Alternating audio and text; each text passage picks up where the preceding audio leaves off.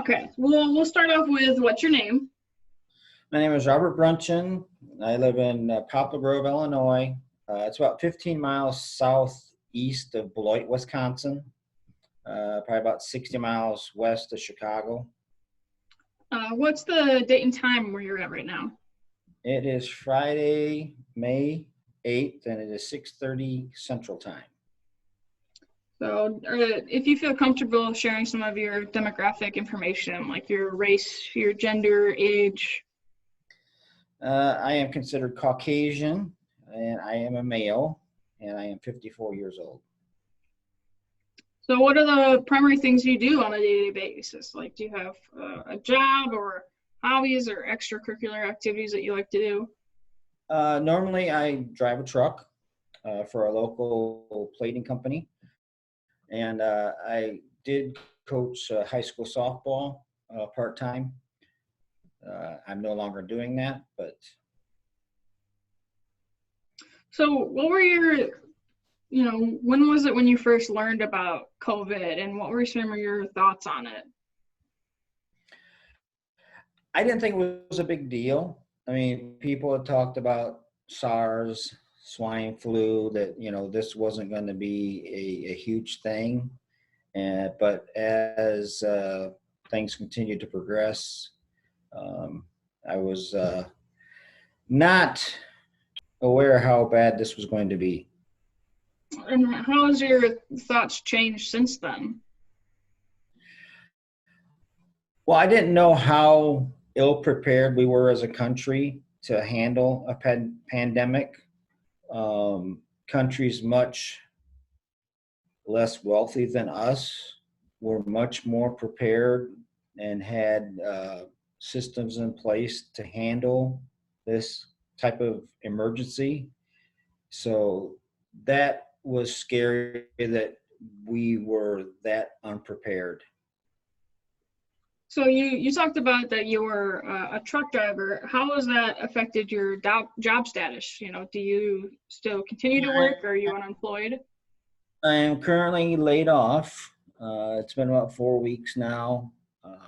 I am eligible for unemployment, which I was able to sign up for. And actually, I got my first disbursement a week ago. We did get a stimulus check from the government to help in this time of need, which also has helped us.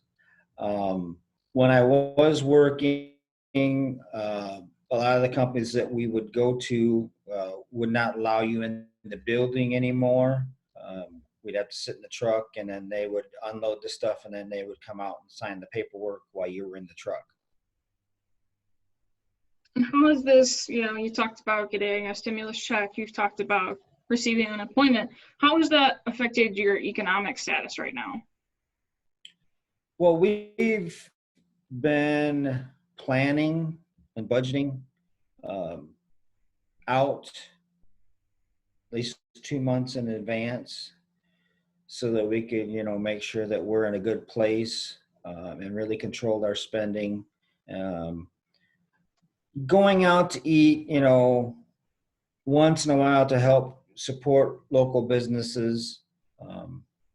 We had a local Mexican food place in our town here that we went to the other night. Of course, everything's to go. There's no dine-in available.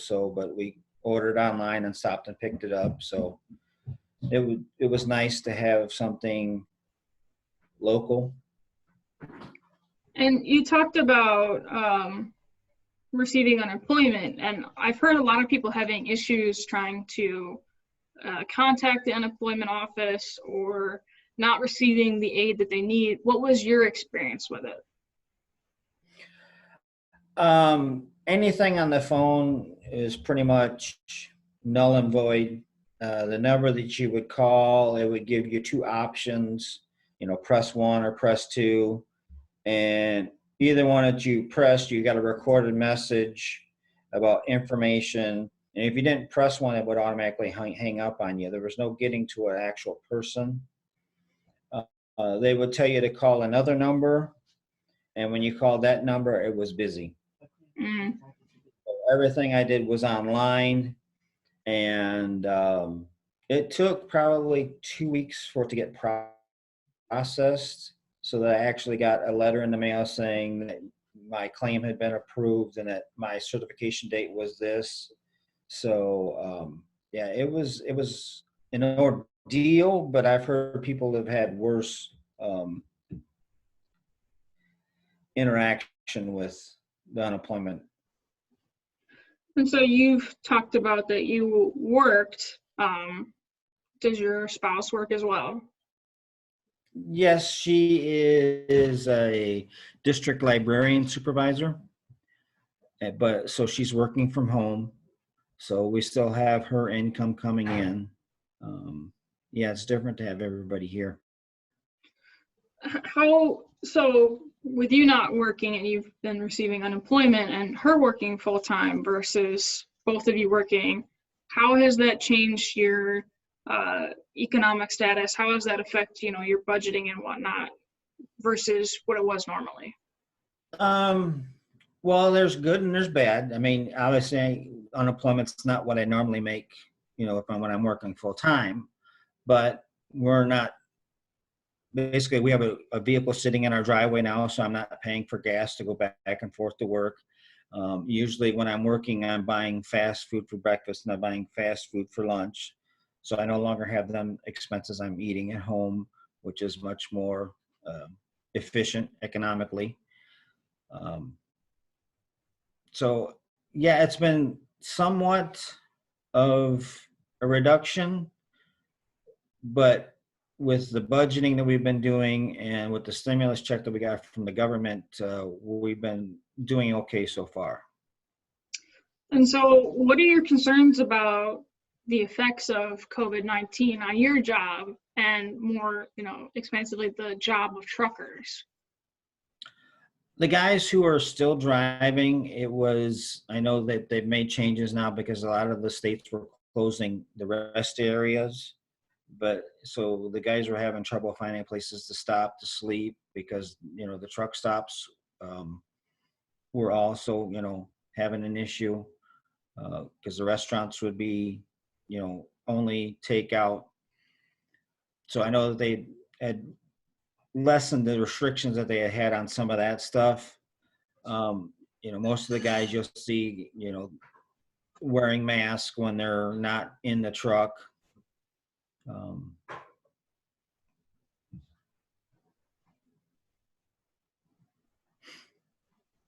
And so, how does that affect your current job if, it's not considered essential? How is that going to affect your employment in the future? Well, I called my boss a couple days ago. Um, where I work, it is owned by a company that has two other facilities, one in Bedford Park, Illinois, one in Tinley Park, Illinois, and they're currently working at less than 100% capacity. So until that changes and they get back up to full speed, um, I will not be needed to drive. And what are your concerns on the economy more broadly? Well, since we are, pretty good shape ourselves, I have a hard time understanding people's thoughts, about the economy. Um, I know there are people hurting, um, but I don't know how to balance that with the higher risk that we have if we open everything back up. And so you've been at home now because of being unemployed. How has that affected you or your family's day-to-day activities? Um, Trying to get stuff done around the house. Um, we have some flower beds that kind of been um, not attended to as much as they should have been. So trying to clean that up and trying to get organized, trying to stay busy. Of course, now I have my daughter has a project, and she lives out in the country, so I'm able to go out there and work on it and not be, worried about social distancing and all. How are you managing the day-to-day activities in your own household? Okay. I mean, there's a lot of days where it's hard to be motivated. It's easy to be real comfortable sitting in front of the TV and binge watching TV and um, playing on quiz um, sites on the computer, doing Sporkle. And how has the outbreak affected how you connect and communicate with friends and family? Well, it's been difficult. I haven't seen my mom I mean, she was in Florida. They go to Florida for the winters, so they came back in April, but I haven't seen her since. This is May, so it's been over a month since I've seen my mom. Um, it's a couple weeks that I've seen my dad, and that was the first time I'd seen him in probably a month. Just, making sure that we're not putting them at risk. My in-laws, it's been, probably 3 weeks or so since I've been to their place. So just trying to be as careful as we can be. What has been one of the biggest challenges you've faced during the outbreak and faced with quarantine and social distancing? Probably being lazy. Like I said, it's easy to, get sucked into watching something or just messing around watching YouTube on the computer or Facebooking on the computer, watching NFL stuff, hoping it's, somehow that this will, at some point get better so that we can get back to some normalcy. So what have you and your family and friends do for recreation during this pandemic? Well, early on, we went to a county park and we went for a trail walk. And we did one and thought we'd be adventurous and do another one. And we kind of lost the trail. So we kind of were cutting our own trail to get back to the car. But it was nice to enjoy the weather and some sunshine and, after being cooped up. We've played a couple board games. Myself, like I said, I've been binge watching, a lot of Amazon, Tiger King, Hunters. I'm starting to watch Grimm, which is also on Amazon. And then there's a show on History Channel called Skinwalker Ranch. It's about a ranch in Utah that's supposed to have paranormal activity. So that's been one of the things we've been watching kind of together. Oh, and then The Curse of Oak Island on History also. We've been watching that. So have any of you or in your household or anyone have gotten sick because of the outbreak? I know 2 people who have ended up in the hospital because of COVID. One was a 46-year-old man that I coached youth baseball with. That my son and his son were on the same team. And he ended up in ICU for about 14 days. Approximately, I guess, 10 days of that, he was in a induced coma so they could help fight the virus. And thankfully, he came out of it. And I believe now he's in rehabilitation right now, that he was actually released from the hospital to rehabilitation. And then, like I said, I coached softball at our high school, and one of my former players, her dad ended up in the hospital with it. So I believe he's out now. So apparently his infection wasn't as bad as the previous gentleman. So yes, that's the 2 people that I've known. And is there any, concerns for your family or immediate friends? Like, are they at more risk than other people? Like, do they have any health conditions that you're afraid of? Well, I mean, it's a scary thought because the one gentleman, he lives in our subdivision. So, I mean, he lives less than a mile from where we live. Um, my nephews, uh, every day, they're considered essential workers. So, my one nephew works at a grocery store. So, he is, exposed every day. My other nephew works in the hospital. So, he's exposed every day. So, how have you been getting information about the pandemic? What are some of your primary sources of finding about what's going on? I mostly use the internet. To be network news, I mean, you've got your left leaning CNN and MSNBC, and then you got your right Fox News and OAN. So it's like you really don't get a solid viewpoint. It's slanted one way or the other if you're watching those channels. So I like to, go on the internet and actually go to like non-biased sources of information, like factcheck.org, um, so that you can actually get the true statistics of what people are saying, and usually you'll come up with the truth if you do enough investigation on your own. So you do quite a bit of, digging to make sure you're getting the most objective kind of answer.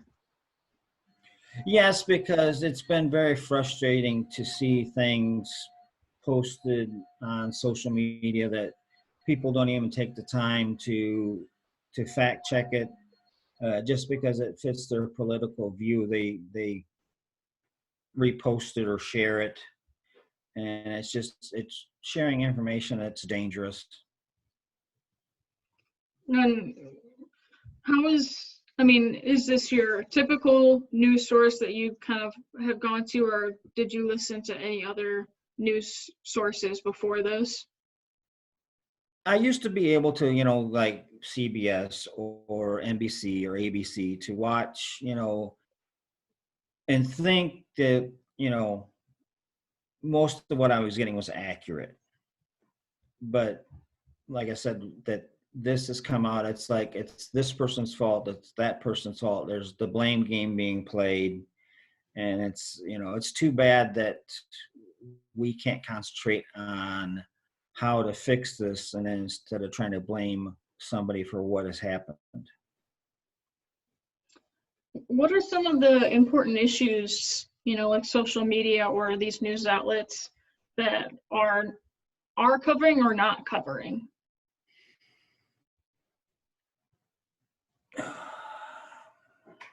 I don't know if there's. It depends on which news source you're at. I mean, if you're watching Fox News or OAN, they're covering how this has been overblown, that this is, overkill what we're doing, that what is being reported by the news outlets that are not them is inaccurate. And then if you're listening to CNN or MSNBC, it's how the president has failed terribly at every turn. So it's like they're covering what they want to cover. So you have to find your own information if you want to, find out what you want to know. So you're talking about politics and whatnot. How has your local government and versus the federal government, how have they been responding to this outbreak? I think on the local level and the state level, they've done as best as you can probably do with this situation. I know when you live in rural areas, it's easy to think that this is, overkill, that it's too much to have, bars closed and, restaurants closed. And I mean, for a while, they even had the golf courses closed. I mean, they are open now, but you can only have two people and you have to walk. There's no carts allowed. So I know that, like I said, I think they've done well, as well as you can expect, because this is something we've never faced before. And so you're in the state of Illinois, and your state government, has been seen a lot in the actions that they're doing to kind of curb uh, the rising cases and whatnot. Do you agree with some of the actions that the government has been taking? Do you think they've been properly proactive in trying to handle this outbreak? I think they've done well. I mean, we've had some people, complaining about wearing masks, and to me, if it's a thing that's going to help keep people safe, I've got no issue with it. I don't know why it's a big deal for some people. What are your thoughts on the federal level and how federal leaders are handling this? Well, I am not a fan of our president. I didn't vote for him. And like I said with my opening kind of remarks, that I was disappointed that we were so poorly prepared for this, because we knew about this back in January. We knew it was a possibility it could end up here, and we did nothing. And for the most part, we've been doing nothing until maybe a month ago. I mean, on March 6th, our president stated in a news conference, anyone that needs a test can get a test. That's still not happening today, and this is May 8th. So, the federal government has been kind of called out for their not acting fast enough towards this pandemic. Do you think that they're going to become more proactive in trying to help and provide aid? I don't see it with this administration. They are saying, it's the state's responsibility to handle this, basically, that the U.S. government resources are the U.S. government's resources, are not the state's resources. And, with how the federal government has handled things, how has that changed or reaffirmed your belief in how the federal has been handling this and versus the state level? Well, it's scary because a lot of people in the administration are sharing information that's not fact worthy, that they are giving people a false sense of security, a false sense that, everything is okay and that everything's going to be back to normal, real soon. And that the fact that our government is putting people's health at risk because they are more worried about getting elected than the health of the people of the country.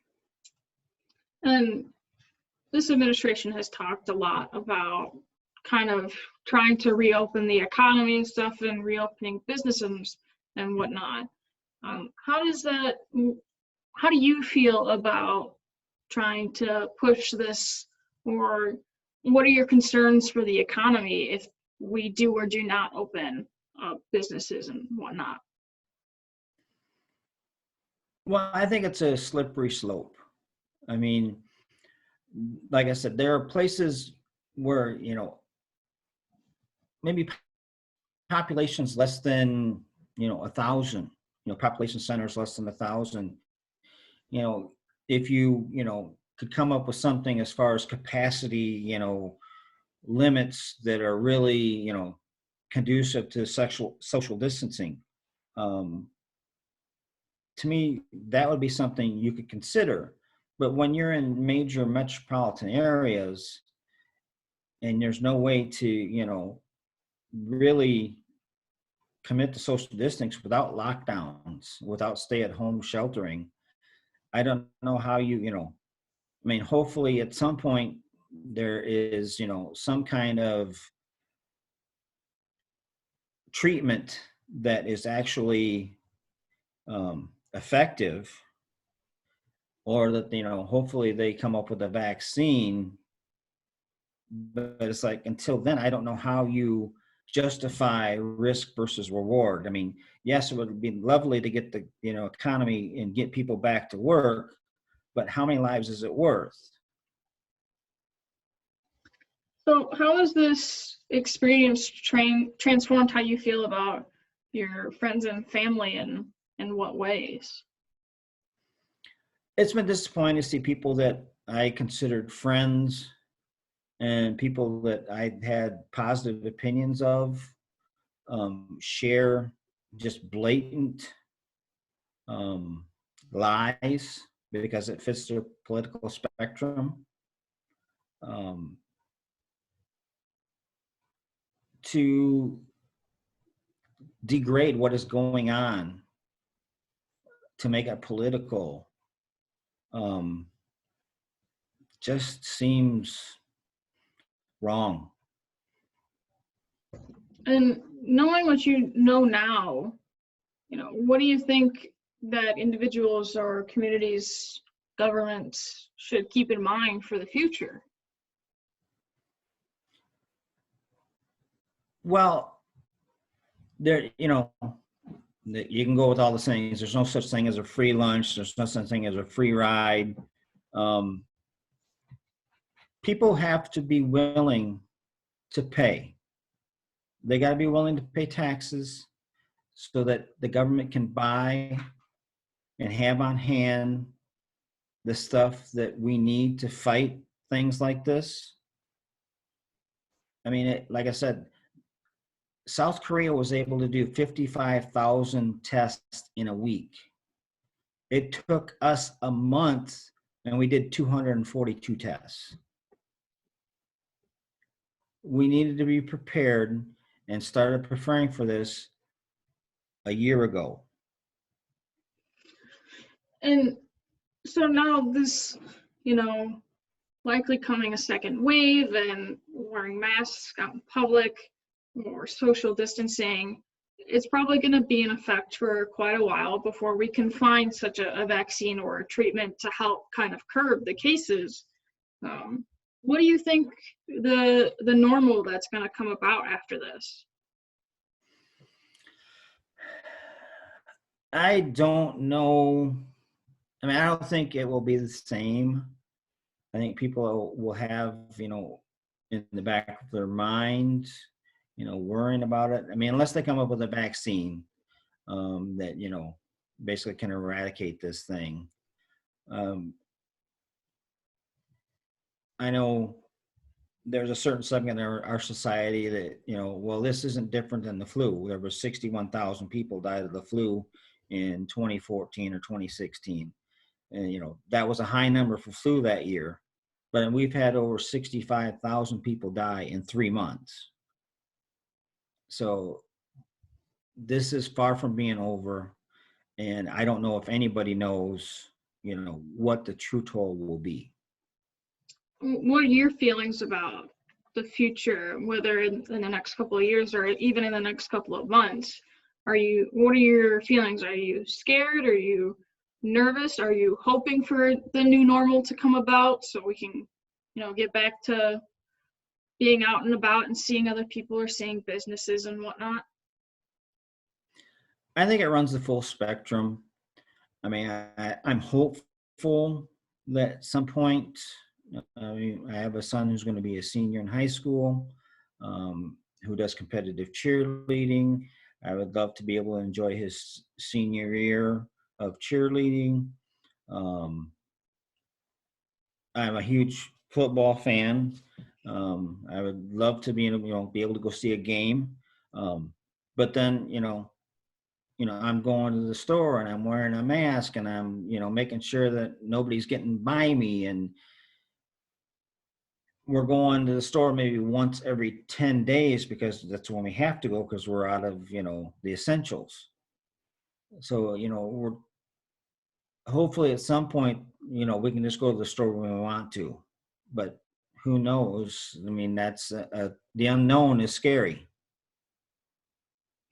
Well, I mean, that's all the questions that I have for you right now. Thank you so much for the interview and participating in this archive and providing your experience and sharing your story. Thank you for inviting me. All right.